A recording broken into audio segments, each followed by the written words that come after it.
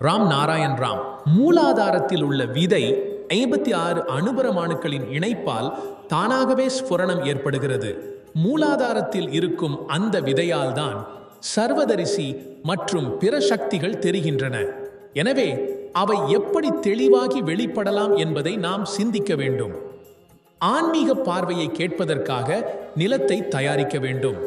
முதன்முறையாக கேட்கும்போது இவை அபத்தமாக தோன்றலாம்.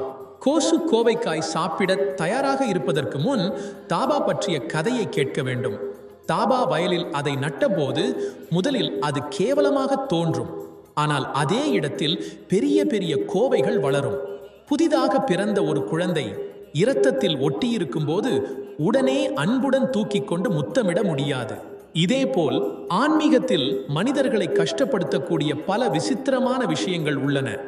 ஆனால் தத்துவங்களை உணர முதலில் அடித்தளத்தை அமைக்க வேண்டும். தத்துவம் என்பது அவ்வளவு எளிதாக கேட்கக்கூடியது அல்ல. அதை சரியாக புரிந்து கொள்ள அடிப்படை புரிதல் அவசியம்.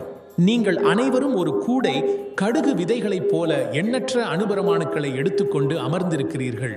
ஒரு கூடை கடுகு விதைகள் ஒரு வயலில் தூவப்பட்டால் எப்படி செடிகள் வளரும்? இப்படியே இந்த உடலிலும் கடுகு போன்ற சுரப்பிகள் உள்ளன.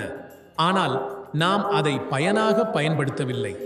அதனை வயலில் தூவும்போது அது நல்லதாக தோன்றாது. ஆனால் செடிகள் வளரும்போது அழகாக தெரிகிறது. பூக்கள் மலர்ந்த பின் அவற்றை பார்த்து கொண்டிருக்க ஆசை ஏற்படும்.